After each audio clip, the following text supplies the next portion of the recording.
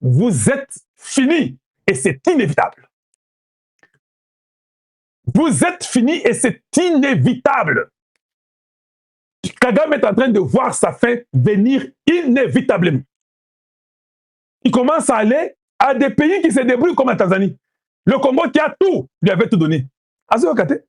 Il a voulu nous montrer en Tanzanie. Je vais vous dire une chose. Sami à Tanzanie, Aza Mwasi, Basi Bazlaka Barankinière, Moko Kosakanate. Oui, oui. Elle va rire, elle va vous recevoir chez elle, vous allez vous asseoir à table, à côté, ça y est, le côté à mon côté. Elle va tout faire pour que tu puisses mourir. Oui. Elle, la femme que vous avez envoyé des gens, vous avez voulu déstabiliser son pays pour la lever, vous avez insulté, vous ne l'avez même pas remercié quand elle a réussi. Vous avez parlé contre elle, Ruto et toi, Kagame.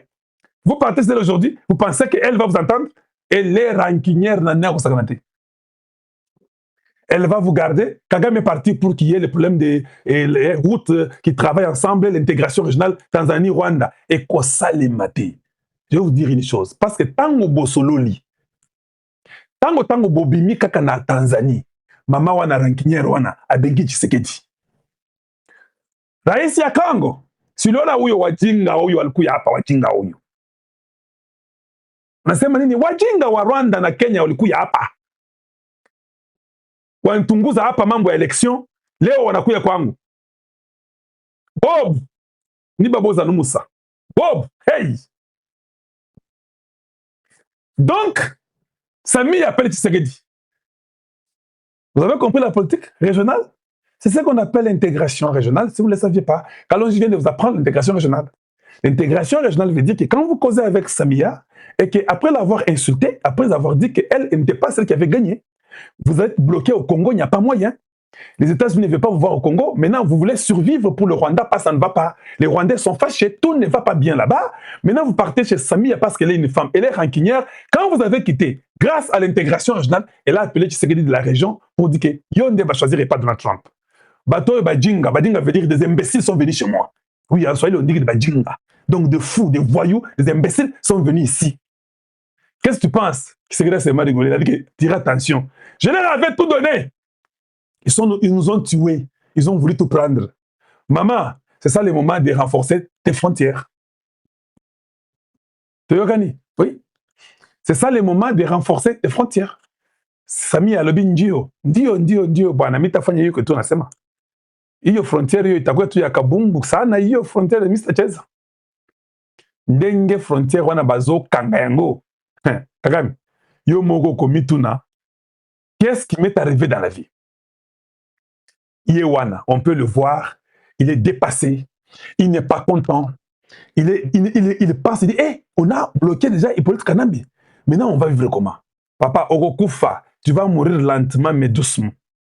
Tu vas mourir doucement et lentement, petit à petit, ton cœur sera rongé, tu n'auras rien du Congo, tous tes gens seront sanctionnés, vous allez vivre sur vos fesses, parce que la vie sera difficile. Je dis bien la vie, hein, elle sera très difficile. Ça vous apprendra à être sérieux dans votre vie et à respecter les gens. Je dis bien, ça vous apprendra à respecter les gens. Yewana, Rwanda is currently in the period of commemoration of genocide against the Tutsi of 1994. But we shall soon have the opportunity to publicly recognize some Tanzanian citizens whose actions during that time demonstrated exceptional heroism and compassion. Rwanda is currently in the period of commemoration of genocide against the Tutsi of 1994. But we shall soon have the opportunity to publicly recognize some Tanzanian citizens whose actions during that time demonstrated exceptional heroism and compassion. Tu vois comment même tout le monde, même la femme, elle est là, elle regarde. Donc ce n'est pas possible. Les Tanzaniens ont dit, mais Tata Oyo, Azo Saganabiso ou bien, c'est comment ça finalement? Ils se moquent de nous ou quoi? Ils viennent nous parler de la Tanzanie qui va reconnaître, et nous sommes dans la période des génocides. Ah, papa, génocide, c'est les qui? Vous avez déjà fêté le génocide, c'est les qui n'ango. Bon, il faut évoluer. Et Masolo, il faut évoluer. Bossi, bolekisi makambo ya génocide, il faut aller de l'avant.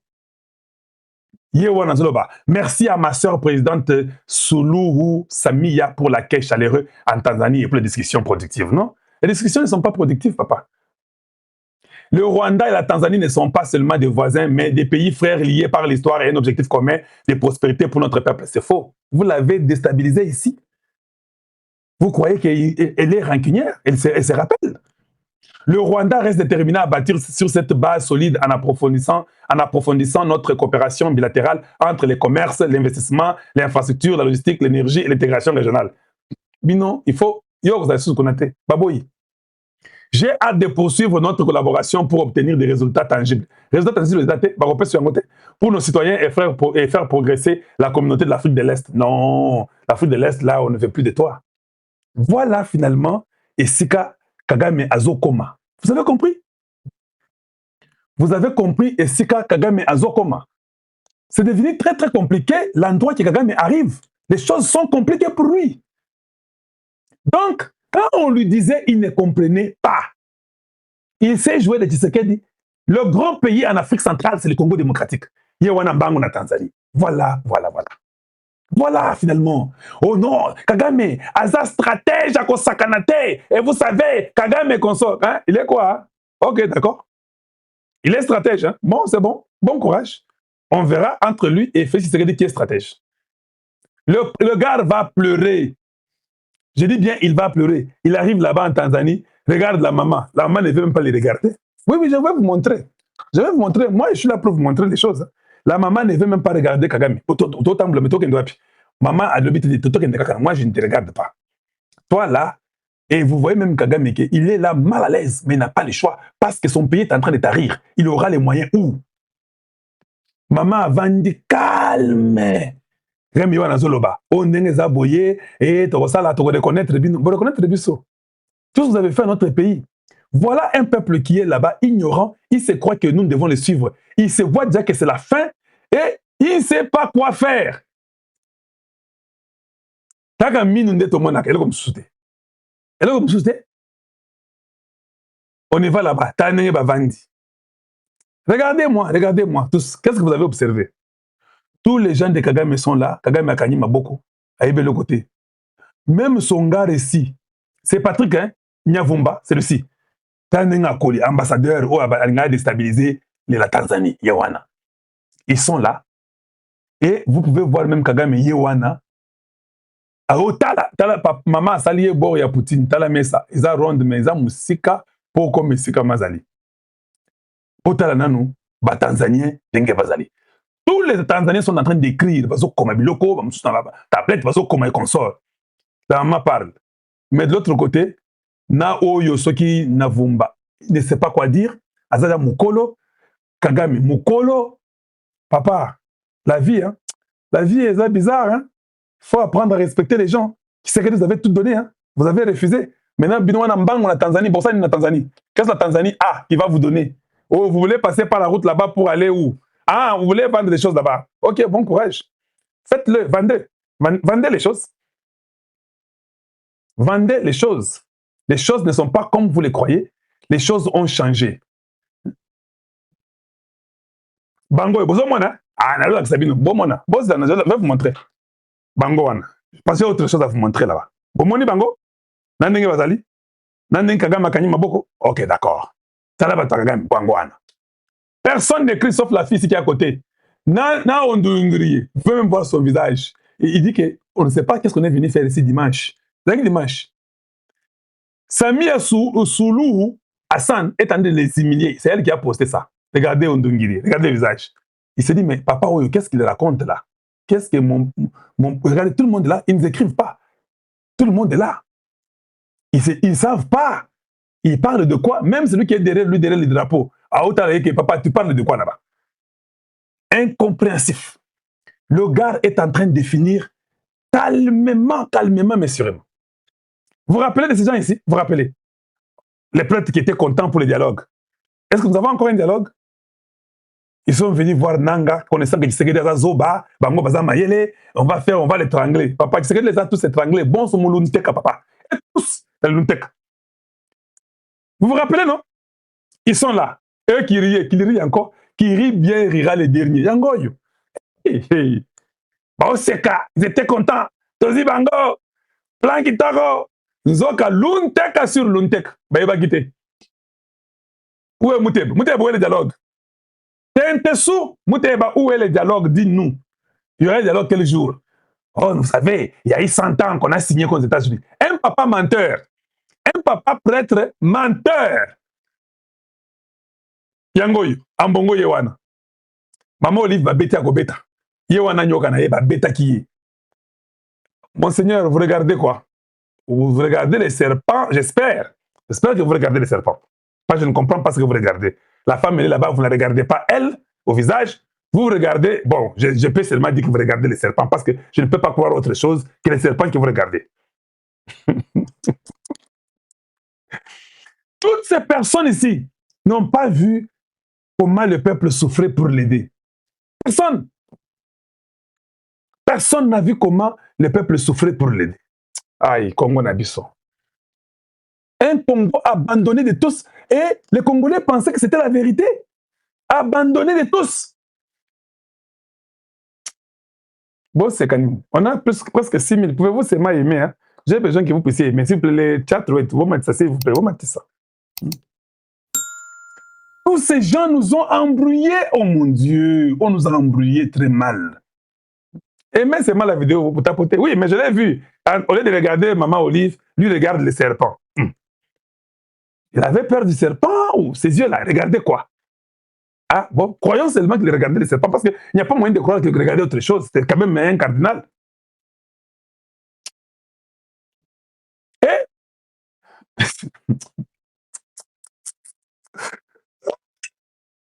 c'est pas possible. Aujourd'hui, où sommes-nous? Tous les plans qu'ils avaient, ils sont partis en France, ils sont partis en Angola, Togo, tout papa. Tout est tombé dans l'eau. Tente sous. Yango wana. Yango wana. Bozwa yango. Bomela. Bomela. Bomela yango wana.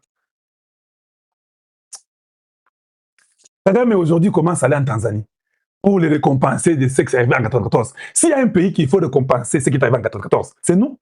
C'est nous. Nous avons pris des milliers de Rwandais, des millions. Est-ce qu'il y a un pays qui a fait comme nous? La Tanzanie, vous avez chassé. Comment vous voulez mentir les gens? Nous connaissons l'histoire. La Tanzanie avait refusé. Nous, on avait accepté. On vous a tout donné. Vous avez tout spolié. Vous avez tout détruit. L'histoire retiendra. Vous avez voulu montrer que Tshisekedi n'était pas bon. Vous avez utilisé le média pour faire du mal et détruire et mentir tout un peuple. Il s'agit de quelle tribu? Alors, ceux qui vont sanctionner Kabila, c'est parce que Kabila soutient les Tutsis. Bandeko ba Congolais. Ba commentaire les anacés, bon matza ba commentaire. Hein, bandeko nanga. Ba commentaire les anacés, nous devons multiplier. Naka na besoin YouTube ba booster vidéo na biso. Boki bolo c'est nani nyariga makabaleli. Nyariga balobi Patrick Mouyaya. Sora zoloba. Et Bassal Bolo Sora Zoloba, au Kanimisu, au monde on dirait Mouyaya Mtaoloba. Et Nikoloba Nini. C'est-à-dire, les Américains deviennent maintenant le porte-parole de la République démocratique du Congo. Les Américains défendent la RDC. Toye Bisaka Bango, et l'on connaît l'on connaît les bandits. Bazo Kiango Aventure. Ah, on a Zoé Bissabino. Na minito na Zoé Bissabino. Bandeko ba Congolais. Bandeko ya Goma ya Bukavu. Na Benga Kibino na Bisa Kibino po somba ba champagne. Ah, on a joué Bissabino, c'est Goma et Bukavu. Wana Eza déjà Makamu Konzamboka signé. Voilà pourquoi vous avez vu Eric Prince. Alors, nous devons maintenant utiliser la haute technologie. Pour utiliser la haute technologie, nous devons maintenant faire l'appel.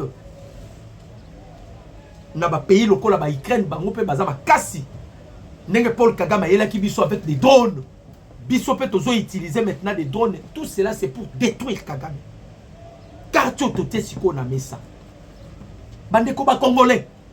Naye koloba au nom du peuple congolais. Ici je fais appel au président de la République. Félix Antoine Tshisekedi Tshilombo. Mukonza mboka ba Congolais ba yeba batininga na tuna yo. Je dis bien, nous sommes les défenseurs de la République démocratique du Congo. Ce qui peuple bengue tuni, il faut na ya pa ya Mukonza mboka. peuple batininga na tout na président Félix. À part Kamere, mutamayele na Congo azalakate, mukonzamboka ngate peuple tuninga. Soki mukonzamboka lobi olobi boye pona nini? Na oloba ba Congolais ba lobi. Pourquoi Kamere peut imposer? Pourquoi Kamere kaka yenda za la ministre avec plus de 12 millions 120 millions de Congolais au bazar. Kamere c'est quoi comme si Aza au-dessus à ba Congolais.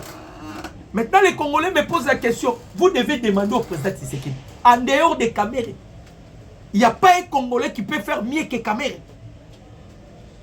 En dehors de ces messieurs Kamere là, quelqu'un qui n'a jamais sanctionné l'agression rwandaise. Quelqu'un qui n'a jamais partagé la même vision avec le président de la République, Kamere. Bandeko ba Congolais batininga babi kende tuna mukonza bok. En dehors de Kamere, il n'y a pas un Congolais qui peut faire mieux que Kamere. Pourquoi on doit toujours continuer derrière Kamere? Pourquoi on doit toujours oh Kamere et oh Kamere, Kamere. Il a créé d'abord accident à Lukuta. Accident à Lukuta créé qui pour la relocation nini. Tola lika ko Kamere salaki accident à 24. Ah Luka na ebez tellement combo ils ont reçu ça déjà effacé. Le peuple congolais ba délégué nga mukonza mboka balobi ba a besoin de Kamere na ba institution na biso te. Le peuple dit que mukonza mboka toi na Kamere atika kopesa atika na kopesa coup. Na gouvernement ozoya ba Congolais ba leli balobi ils n'ont plus besoin de voir Kamere. Ba na posa ya Kamere te mukonzi ya mboka.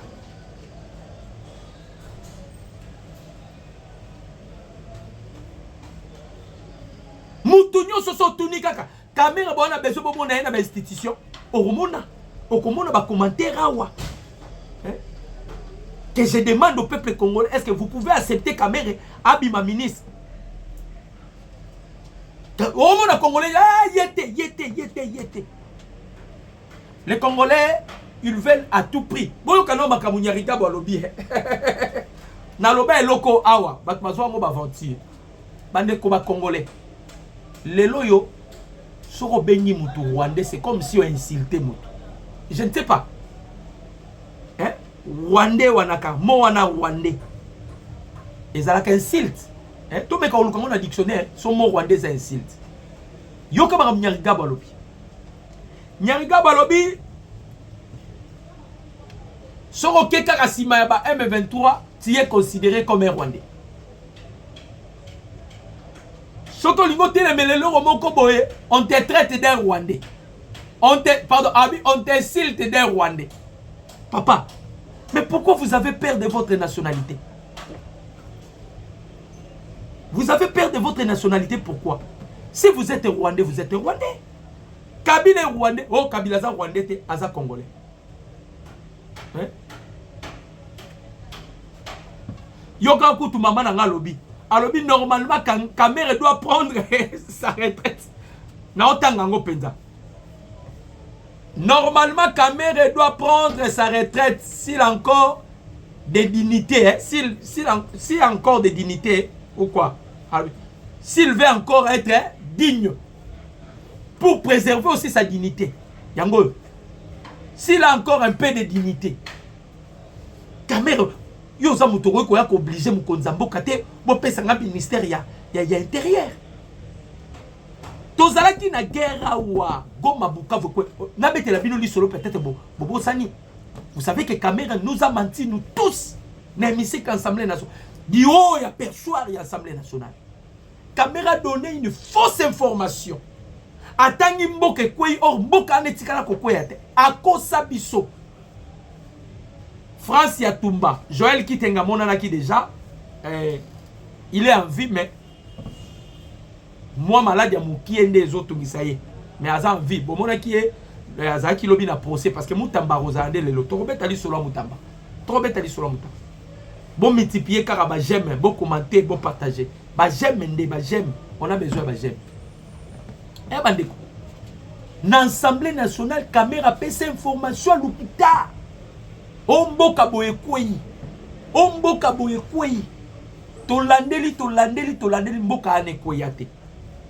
L'armée, bah comment qu'il a un niveau où tu as porter plainte? Parce que le porte-parole de l'armée a Zongaki. Pour la mais pourquoi vous voulez mentir? Pourquoi vous donnez des informations que vous ne maîtrisez pas? Comment un président d'une grande institution comme l'Assemblée nationale, il ne maîtrise pas des informations? Ou bien il avait les informations en avance? Parce qu'après cela, Mbokango Yaka Kokoye. Donc lui, Azalaki Logo, la prophète, il prédisait sur la chute de Yamboka Yango. Parce qu'après cela, Mbokango Koyaka. Biso Msuto Vandaki Tolobi. Ah, donc Kamer a commis prophète Yaba M23. Mboka Nano Koyite, mais Kamer a joué Biso Mboka Koyi. À la fin de compte, Mbokango Yeko Koya. C'est que Kamer était déjà informé. Kamer était déjà en connivence na Batouana. Et c'est M. Kamer encore, vous voulez encore qu'on zongi ça na gouvernorat. À son poste ministériel. Moukonzambo Katolele Lio président Félix. Après ça a déjà cours na université. Azupe Mbongo Ebele. Na université à professeur. Il peut continuer à enseigner. Qu'il laisse maintenant les Congolais travailler entre eux. Na fingi Moutouté na lobby qu'il laisse les Congolais travailler entre eux. Ba Congolais ba boyi na bango caméra. Ba lobby, nous ne voulons pas de caméras. Les Congolais sont clairs. Ba bitolingi na biso caméra té. Yebisa Mukonza Mboka nomination ya caméra na gouvernement et cause à la blessure pour na biso. Chef de l'État Moutou mon côté. Moutou mon côté Mukonza Mboka batwe belé. Et ça, tout mon côté, bateau belé qui ne veulent pas de caméras. Ils ne veulent pas de caméras. Bateau belé n'a pas canabiso. On est comment multiplier, j'aime, mais ça n'a c'est tomate ça j'aime. Tomate ça j'aime pour sécuriser notre direct. Toi aimer, toi commenter, toi partager. J'aime mes amis, c'est tout ça va j'aime. Les Congolais ne veulent pas, babi yete. Et c'est nous demandons au chef de l'État. Vous êtes les garants de la nation. Le peuple congolais est le souverain premier. Et le peuple congolais ne veut plus de caméras. Et puis ils ont envié Postenine. Hein? Affaires étrangères. Ah! Caméra, yoza très dangereux, caméra. Hein? Oko sabiso nano en Assemblée nationale. Omboko boekoi. Est-ce que vous avez vu un jour caméra disent que Kagame, toi tu continues de tuer des Congolais? Si tu continues, on va te porter. Il n'a jamais fait ça. Les seuls Moutou, c'est Jean-Pierre Bemba. Vous pouvez parler du mal de Bemba, mais Bemba l'aksabiso bras à l'aksabiso qui est Aza Congolais. Bamisusu, Kabila yoba condamné. On devait quand même voir ma réaction à Babatu Moussoussou. Si ce n'est que Julien Paloukou qui dit qu'il méritait qu'il soit condamné. Il a fait ceci, il a fait ceci, il a fait ceci. Mais Bamisusu bazo banga, ils ont peur que ah peut-être que Kabila koya lobby. Comme nous avons des politiciens, des caméléons politiciens. Ceux qui ont simbita keboy, ceux qui ont simbita keboy. C'est leur nature. Bande comme Congolais. Ah, bazole la batouana nyoso bazole. Même la Senko.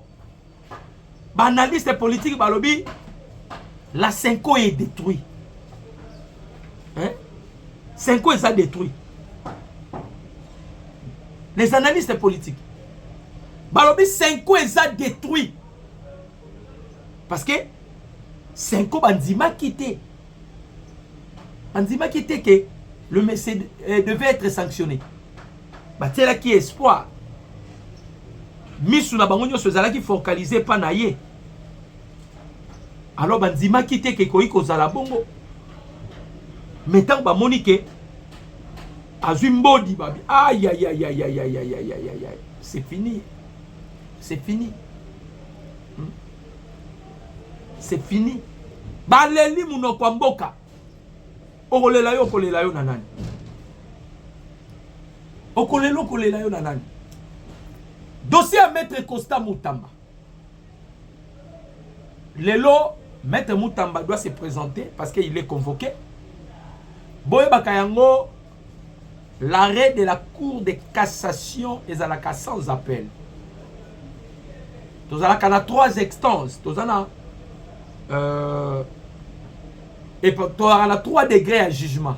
Tu auras la première degré, tu auras la deuxième et tu auras la troisième. Moutamba a été condamné à la 3e degré qui est la Cour de cassation. Or, la Cour de cassation, ce qui a condamné Moutou, condamnation à la Cour de cassation, c'est à la cassation appel parce que c'est la dernière instance.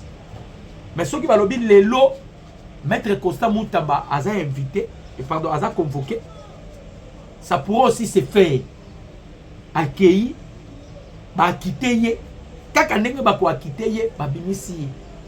Ce qui n'a pas chargé au sur qui syrien, qu'il a été innocenté, on peut la quitter. Qui est dans les cas contraires, peut-être qu'on y kende.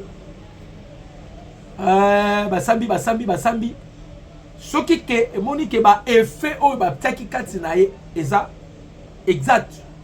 Et vous allez sous kitzmate, c'est-à-dire il va continuer ma pénalité na o bakatela kiye ti asilisa nini na ye. Donc le lot a tozawa surtout silisi tozokende kuna. Pona ko memela bino toujours ba information biso lingaka te mutabete la biso. To lukaka to commis sur le terrain. To yoki to koti bo moni bino nyonso o to ko memela bino. Comme information pour que vous allez assurer na dossier que ezaboye. Toboyi batbaya ko betela bino li solo. Otoboyi batbaya balu na mema likambo. O ezaya soloté. Donc nous serons là pour vous informer peuple congolais parce que tous autres toujours na service ya ba congolais. Donc okende wana poto memela bino les informations comme ça vous serez éclairé sur les dossiers à Maître Costa Moutamba s'il sera acquitté ou bien il va continuer ba pénalité na ye pour que makambo nengeni ne koza. To betali solo ya ba espion ya ba M23 o totie maboko. Avant on avait tali solo, je vais vous balancer quand même l'image. Bomo na ba image comme ça tozozonga na betela bino li solo ya makambo ni neleki. Image yango. Boboni image.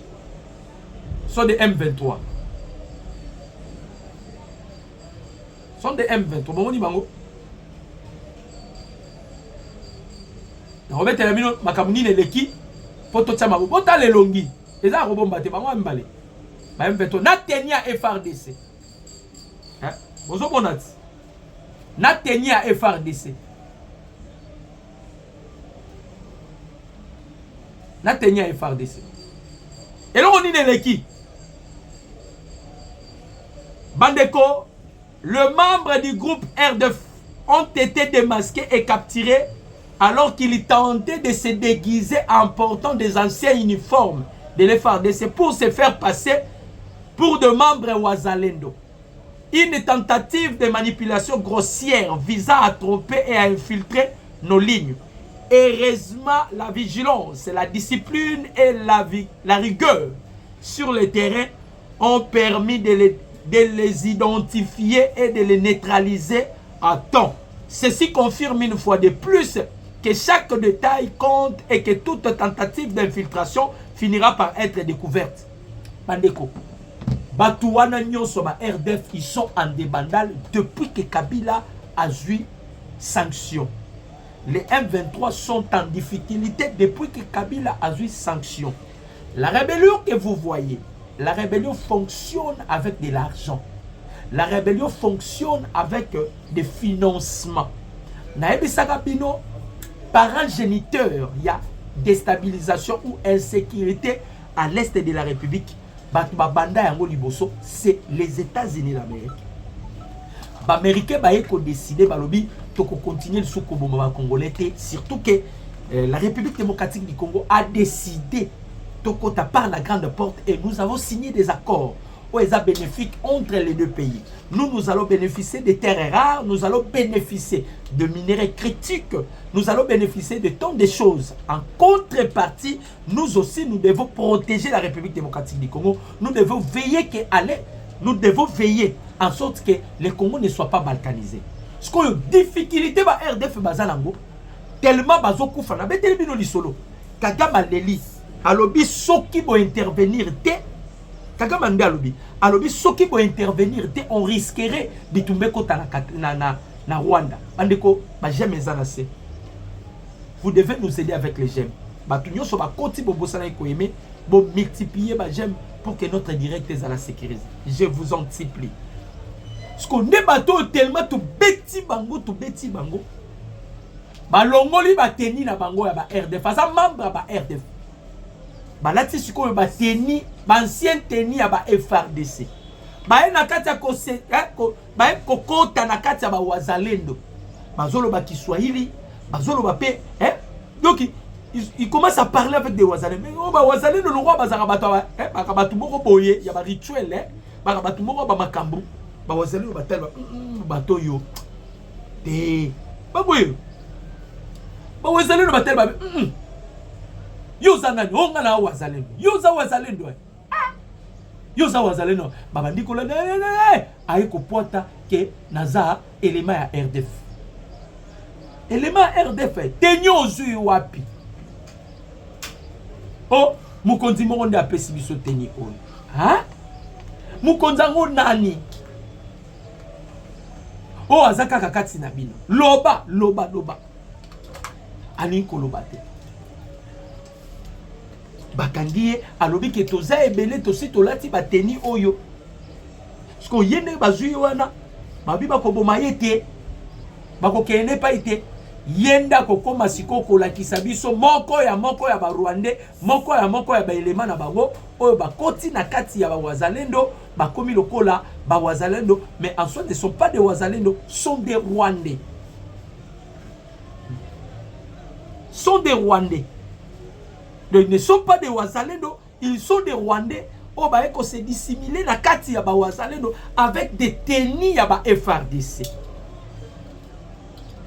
Bomoni quand même ba degré d'infiltration et ça mis na boka na biso. Bomoni ba degré d'infiltration et ça mis na boka na biso.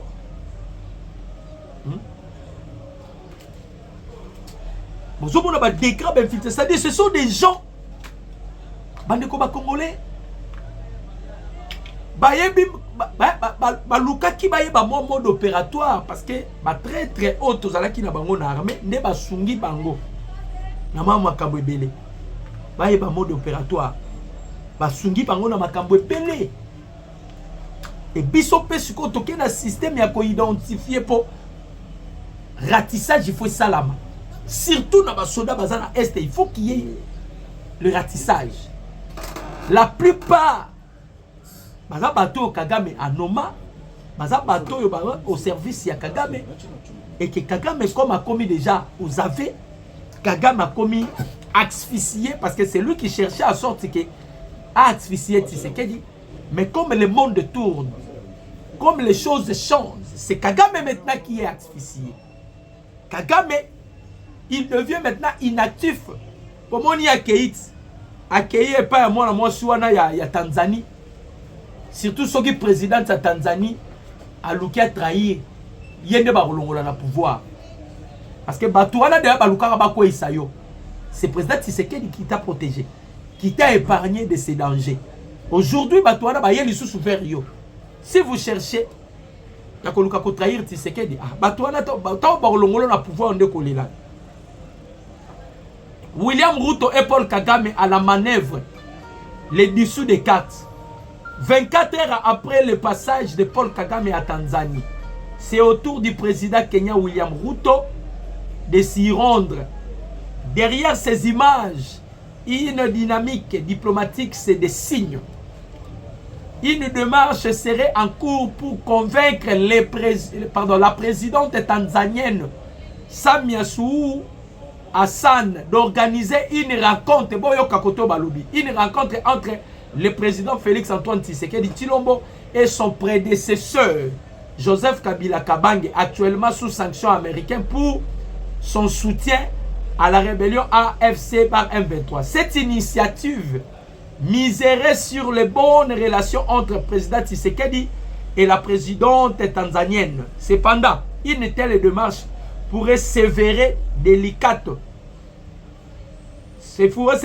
Délicate. Félix Antoine Tshisekedi Tshilombo. Cette tentative miserait sur les bonnes relations entre Félix Antoine Tshisekedi Tshilombo et la présidente tanzanienne. Cependant, une telle démarche pourrait s'avérer délicate. Félix Antoine Tshisekedi Tshilombo n'a pas oublié l'humiliation subie à Luanda. Lui qui croyait en Afrique capable de résoudre ses propres crises sans recours des influences intérieures, lui qui s'est battu pour protéger la communauté de Banyamulenge de manipulation de Paul Kagame. Kagame lelo a komi kosenga ba Africain ba intervenir. Ah to loba bandeko si par malheur. D'ailleurs, et aussi mbaka kutute wana na yebi président Tshisekedi parce que eloko ba osala oyo et kosimba kate aoluka beki, ils sont extrêmement affaiblis. Batouana baza déjà kokufa. Mbongo Kabila zalaki nango ba mindele ba estimé balobi avec cet argent Kabila liga osala na République démocratique guerre tinati. Donc n'était des sanctions américaines imposées à la contre d'Hippolyte Kanambe. Kabila avait de l'argent. L'argent, c'est un pouvoir. L'argent, c'est une puissance. Avec les 53 milliards, Kabila pouvait disposer cet argent. Imaginez Moutazoloba. Alobi na otsambongo nanga age. Soki ekosenga na tika la pauvre, je suis prêt na tika la pauvre, mais ngana Tshisekedi to perdre pouvoir. Et ce messieurs-là, a otinda lisusu batuba luka yena président Tshisekedi bakutana. Mais si le président Tshisekedi accepte ya kokutana yo, c'est que le président Tshisekedi a comprendre de l'autre côté. Parce que cela ne peut jamais arriver. Mouto déjà Lukia Bomayo. Mouto ya Lukia Bomayo. Il a eu des difficultés. Et aïe ko se repenti na ngana Bomayo. Mais eloko ezala ki obstacle eza parce que Moutou Boyaboya ki na Bomayo. Mais limbisanga na rozongelate. C'est une personne qu'on ne doit plus pardonner. Parce que ceux qui Moutouana azala ki obstacle était, il allait te tuer. Ceux qui ont koufaki, anga zongi son avis. Anga zongi son avis. Eza le roi Kagame ndenge baza. Ils ont cherché la mort du président Tshisekedi à plusieurs reprises. Si par malheur, bakuna bango ezala qui réussit. Lelo, balanga bazong sa président Tshisekedi na vie. Maintenant, pourquoi le président Tshisekedi va les accorder et loko bazoluka? Et ça le quoi appelle Kamere. Mukonzambo Europe c'est un ministère. Kamere n'a jamais partagé vision mongonayo. Batuna Kamere magamba changement à constitution abeta munoko. Ce sont des gens qu'on ne peut pas donner de béquilles. Ce que je vous dis est vrai. D'ailleurs, les Congolais sont en colère. Quand les Congolais attendent que Kamere réclame le ministère des Affaires étrangères, les Congolais mituni balobi. Est-ce qu'au Congo, il n'y a pas des hommes intelligents? Qu'est-ce qu'au Congo, il n'y a pas des hommes matures? Est-ce qu'au Congo, il n'y a pas de politiciens qui peuvent travailler mieux que Kamere? Pourquoi toujours Kamere? Pourquoi toujours ces figures-là? Elles ont quoi apparaître, qu'on réapparaître? On doit changer cette classe politique. On ne doit plus continuer. Oh non, oh non, oh non, oh non, non. Vous n'avez jamais accompagné le chef de l'État. Vous n'avez jamais incarné la vision du chef de l'État. Mais vous venez pas. Boyaka kaka. Ce qui va intérêt n'a pas commis. Si vos intérêts sont commis près. Les Congolais ne sont pas contents sur la nomination ou la réapparition de Kamere dans le gouvernement Zoya. Les Congolais ne sont pas contents de ça. Baboyi na bango ango. Baboyi. Babi Moutoyo à la Kisibiso plusieurs fois. Kazana biso ba Congolais. Et on ne peut pas aussi qu'on peut savoir Babeki. En tout cas, moi j'encourage le peuple congolais. Voilà pourquoi je suis venu. Le peuple congolais ne veut plus de caméras. Mukonzi yo kaka base, yo kaka peuple na yo. Peuple balobi na place à caméra, luka mutu mususu tia tika caméra pe sa cour. Azui déjà ébélé na Congo. Le peuple congolais ne veut plus de caméras. Balingi kutu koyoka te na ba commentaire bazotsa ba commentaire. Il ne veut plus de caméras. Batu ba komi on a balobi akoyi ko kene na retraite te. Pourquoi toujours bango? Et loko na zobeta c'était il y a des choses qu'on doit toucher dans la constitution d'Abisso. Imaginez-vous, peuple congolais, Bandeko, la grande famille d'Octagnos. Vous multipliez les jeunes. Ce qui vous commis à Motana, oui, ça est bien. On soit aimé, avec tout le respect que je vous dois. Aimer, commenter, partager. Bandeko, tu réfléchis. Président Tshisekedi, le président de la République, Azala ba mandat. Azala a 2 mandats. Sur a sali moko, a renouvelé moko, et puis à accueilli. Mais pourquoi pas on a mis des mandats par les députés? Bande kozala batu mususu depuis a banda poste qui député, atikala ka député, azala ka député. Sikoyo, biso totangi, on n'a plus droit à kokoma ba député. Parce que akanga moi village naye, azan notable en mboka boy, azan notable en mboka. Nenge tozo changer constitution. On doit aussi mettre des mandats pour les députés. Au sali des mandats na yo, au Keïna président. Batumusu Fobaya. On doit quand même changer des choses. Talandeti papa Bahati Mukwe. Asali na Mobutu. Ma papa Bazanga Mawa. Asali na Mobutu. Asali na Mouze. Asali na Kabila. Aïe Kosala sous la président Tshisekedi. Ce qu'on a battu en Nyonso. Bahata na akoyi kozalata na 1 million de parcelles na Gombe. Pour votre information. 1 million de parcelles na Gombe. Bango kaka, bango kaka, bango kaka. Biloko wana nde tolingi yango te. On doit beaucoup changer la constitution na biso. Il faut tout changer makambo ebele. Il y a des Congolais intelligents. Bande ko ba diaspora na poto ebele baza batangi. Surtout des Congolais qui sont en étranger ba diaspora. Batangi eloko kimisa bango Congo eza Kabila koma ikoboma. Bande ko ba Congolais ba keluka. Na ba mboka mapaya baza. Et à mutu mususu parce que insécurité tout consort, ils sont déjà prêts à causer un bouc à la bango. Il y a des intellectuels, des Congolais intelligents qui sont en étranger. Ils peuvent venir aussi ici, basalipe moussala bamboka la bango et puis mbokeke de là-bas. Il faut qu'on tient loi mukonzi amboka. Batia ba loi cette fois-ci. Au détourner mbongo, babomiyo, batia yango. Pour que ce Congo ici aille de l'avant. Il faut loi à peine de mort pour tous les détourneurs. Écoute à la constitution. Au détourner à 10 $, babomio, il bandeko, ceux qui va salir le Kowana, qui mouyibi na Congo et là. Il faut qu'on tienne la loi. Il y a des Congolais qui sont en étranger, ils veulent aussi servir leur nation. Et ça karaté batou, moko kakaba groupe ya individu kakabango non. Non. Cette fois-ci, il faut penser à grande chose. Quand je dis ça, nous allons bâtir ces pays rien qu'avec de véritables Congolais. Un étranger ne permettra pas à mon abonné Yaba Congolais. Ce n'est que des Congolais conscients au Bakoyiko bâtir pour que leur pays aille de l'avant. Et nous voulons seulement bâtir ces pays avec ces genres de Congolais-là. Oh, bazana na conscience ya kibomutu. Oh, bana conscience que to sunga mukonzamboka. To beta siko li solo ya est de la République démocratique du Congo. Bandeko Nalumbishi lobby. On a ratissé les airs de fou. On a neutralisé des drones et a installé leur système pour attaquer les drones de l'FARDC à Lumbishi. Les FARDC ont lancé des drones. Tobebisi dans nos systèmes na bango. Tobeti bango. Kanyuka Leli, Laurence Kanyuka. On a lancé des offensives. Laurence Kanyuka Leli. Naïbi Sarabino, et l'on ressent la Rwanda Lela. Et ça la carte tant aussi ma Rwanda Siko et Swaka. Quand on touche les Rwandais là où ça fait mal, les Rwandais pleurent. Allez la logo la moi na mukie. To simbi bango place ça la bango passe. Et on a joué Bisabino milelo na Rwanda. milelo mususu ezake boyebi ke Paul Kagame atali gauche atali droite à comprendre que ah biloko esili biloko esili atali gauche atali droite abi ke ah biloko esili. Donc batouana nyonso bandeko ba congolais on les a tous détruits.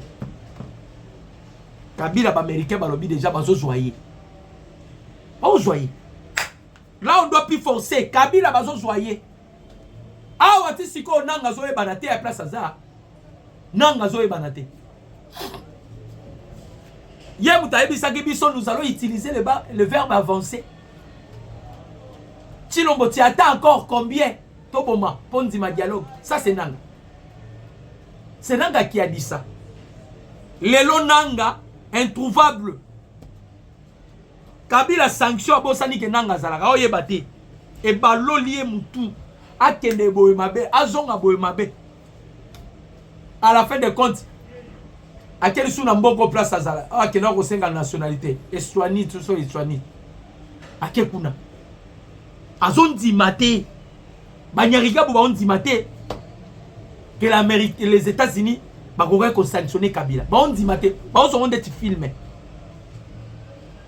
ba so onde ti filmer ba so croire que les États-Unis ba ko sanctionner Kabila to ebisaki bango nyonso zalaka ni bandeli pe zalaka na suka awa siko to fongoli porte to zo Goma to zo Bukavu o na lobi na bino c'est la décision prise par Eric Prince ndebo moni Kagame bakomi kotambola batindi siko William Ruto Tanzanie apesa afongola bango ka motema parce que soki Tanzanie a bloqué aboyi ko fongola motema Kagame alobi ke Tshisekedi déjà azana plan Tshisekedi azanango c'est d'attaquer Kigali.